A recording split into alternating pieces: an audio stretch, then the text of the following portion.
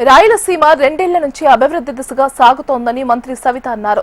సత్యసాయి జిల్లా పుట్టపర్తిలో పర్యటించారు. పులివంతులకు నీళ్లిచ్చిన ఘనత సీఎం చంద్రబాబు అని స్పష్టం చేశారు. తాము బహిరంగ చర్చకు ఎప్పుడైనా సిద్ధంగా ఉంటామని ధీమా వ్యక్తం చేశారు. అన్నమయ్య డ్యాం కొట్టుకుపోతే జగన్ కనీసం పరామర్శించేందుకు వెళ్లలేదని మండిపడ్డారు.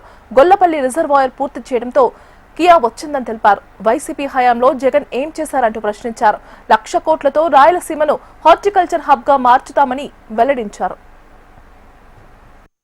రైజింగ్ రాయలసీమ మరి ఈ 2 సంవత్సరాల్లోనే మన రాయలసీమ ఏ విధంగా అభివృద్ధి జరుగుతా ఉందో మనం అందరం చూసాం.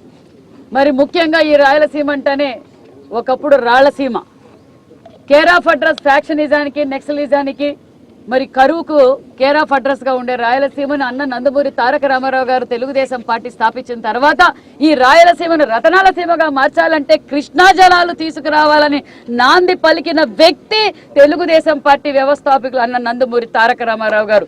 తెలుగు గంగా, మరి తెలుగు గంగాను సంద్రీనివా మరి అన్న నందమూరి తారక రామారావు గారు ప్రారంభిస్తే దాన్ని పూర్తి చేసిన ఘనత అపర భగీరథుడు చంద్రబాబు నాయుడు గారు అన్న విషయం రాయలసీమ ప్రజలకు, రాష్ట్ర ప్రజలకు, దేశ ప్రజలందరికీ తెలిసిన విషయం మీకు తెలియజేస్తున్నాం.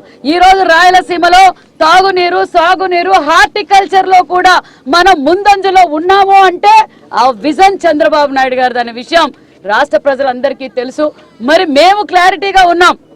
మేము ఎవరికి సంజాయిషి చెప్పుకోవాల్సిన అవసరం మాకు లేదు.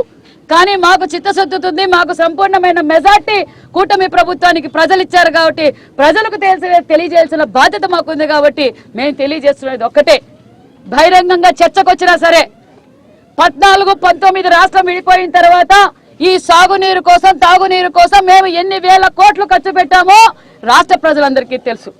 మరి ఈరోజు 1924లో గాల్లో వచ్చారు, గాలిరెడ్డి గాల్లో వచ్చి చాలా చోట్ల భూమి పూజలు చేసి టెంకాయలు కొట్టిపోయారు. సినిమా సెట్టింగ్లు వేసుకున్నారు. సినిమా సెట్టింగ్లు వేసి పెట్రోల్ బంకులకైతే డీజిల్ తోలుతారు. కానీ జగన్మోహన్ రెడ్డి గారు నీళ్లు తీసుకొచ్చి డీజిల్ ట్యాంకుల్లో మరి నీళ్లు వదిలింది కూడా చూసాం. సాయంకాలానికి సినిమా సెట్టింగ్ ఎత్తేసింది కూడా చూసాం. మరి అన్నమయ్య డ్యాం కొట్టకపోతే 42 మంది చనిపోతే ఊర్లే మునిగిపోతే జగన్మోహన్ రెడ్డి గారు పరామర్శించే కూడా చేతగా